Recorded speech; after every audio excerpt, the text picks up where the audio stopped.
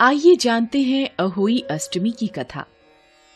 संतान की सुख समृद्धि की कामना का व्रत अहोई अष्टमी रखा जाता है।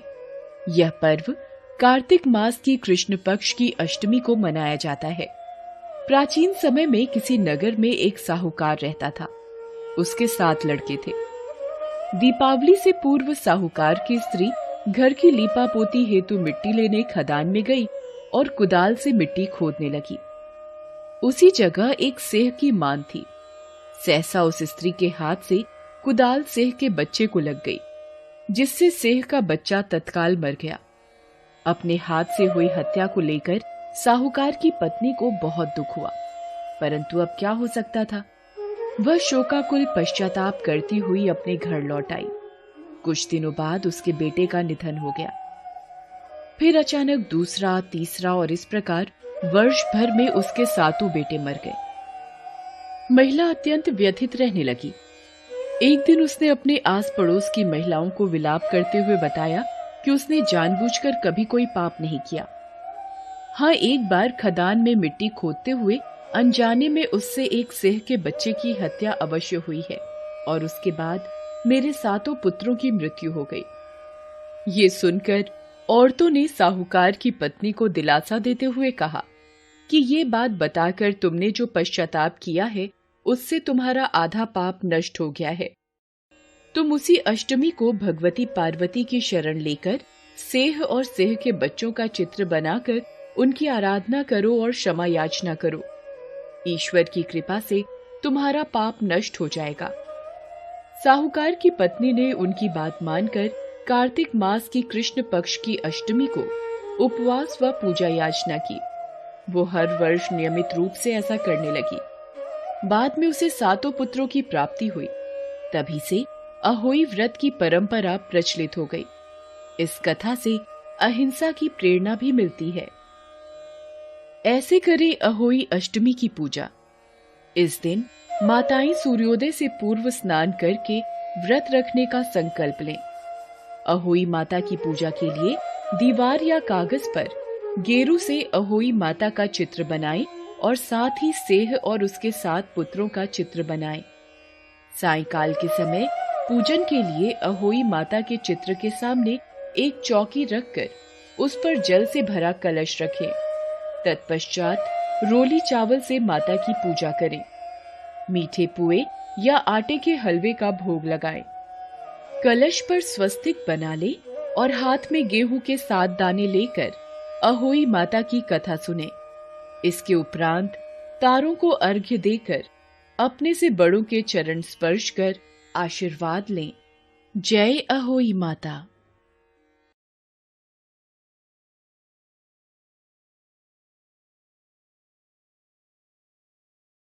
बहुत समय पहले की बात है।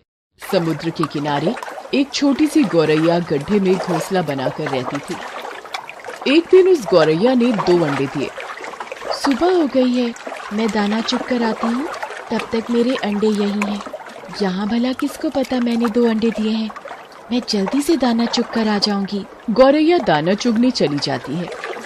गौरैया को दाना चुग कर आने में शाम हो जाती है, लेकिन जब वो वापस आती है, अरे मेरे अंडे कहाँ गए?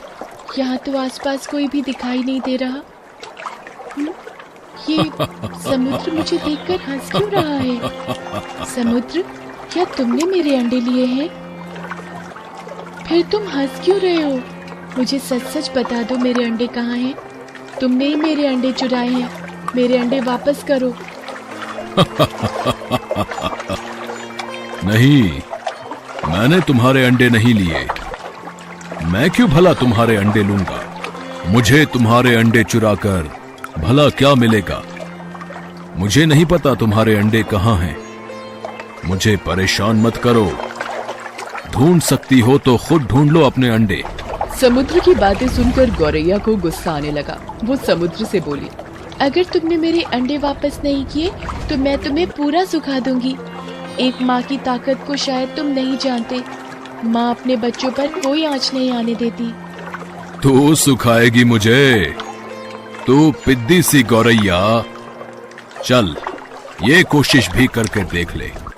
गौरैया गुस्से में एकटक बहुत देर तक समुद्र को देखती रहती है। समुद्र की आती जाती लहरों के बीच भी वो टस से मस नहीं होती। अब देख समुद्र, मैं तेरा सारा पानी सुखा कर ही दम लूंगी। गौरैया गुस्से में अपनी छोटी सी चोंच में समुद्र का पानी भरती और किनारे पर उड़ेल देती। अरे गौरैया बहन, आज तुम दाना चुगने नहीं आई और तुम ये क्या कर रही हो? मैं समुद्र का पानी सुखाकर अपने अंडे समुद्र से वापस लूंगी। तुम जाओ, मुझे अपना काम करने दो। पर गौरैया बहन, ये कार्य असंभव है। इस तरह तुम समुद्र का पानी नहीं सुखा पाओगी। गौरैया ऐसे दृढ़ निश्चय के साथ अपने कार्य में लगी रही। जब वो थक जाती तब वो थोड़ी देर रुक जाती और फिर अपने काम में लग जाती। इस कार्य में गौरैया को 3-4 दिन हो चुके थे। इसी कारण भूखी प्यासी गौरैया की तबीयत खराब होने लगी। ये देखकर सभी पक्षी चिंतित हो गए। अरे भाई, ये गौरैया अगर इसी तरह भूखी प्यासी इस कार्य में लगी रही तो अनर्थ हो जाएगा। चिंता की बात तो है, हमें गरुण देव के पास चलकर सहायता मांगनी चाहिए। क्या बात है, सब ठीक तो है? आज सभी पक्षी एक साथ मेरे पास आए हैं। गरुण देव, एक छोटी गौरैया अपनी जिद पर अड़ी है और इतने विशाल समुद्र का पानी सुखाने का प्रयास कर रही है।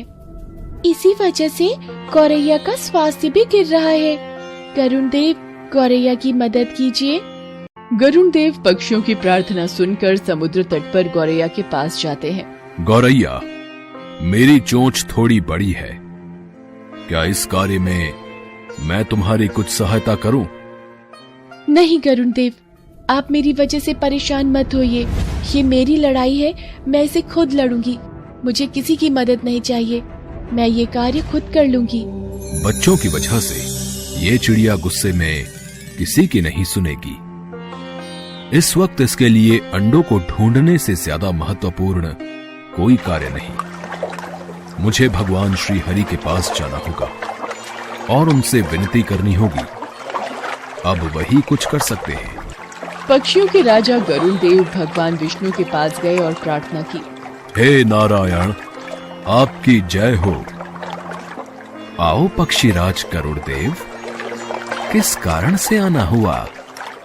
हे प्रभु, आप सृष्टि के रचयिता हैं, अब आप ही कुछ चमत्कार कर सकते हैं। ये नन्ही गौरैया जिद में आकर समुद्र का पानी सुखाने की ठान बैठी है, जो कि संभव नहीं है। गरुड़ देव, ये गौरैया कितने विश्वास के साथ निरंतर अपना कार्य कर रही है। मैं इसकी दृढ़ता देखकर अति प्रसन्न हूं। हे समुद्र देव, आप पीछे हट जाइए और गौरैया को अपने अंडे लेने दीजिए।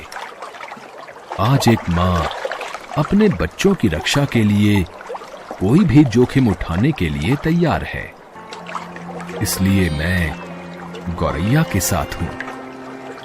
आपको पीछे हटना होगा और गौरैया के अंडे उसे लौटाने। जो आज्ञा प्रभु। भगवान विष्णु की आज्ञा अनुसार समुद्र पीछे हट गया और गौरैया ने अपने अंडे निकाल लिए। गौरैया, मुझे माफ कर दो, आज तुम्हारा विश्वास जीत गया। मैंने कर दिखाया, मेरे अंडे मुझे वापस मिल गए।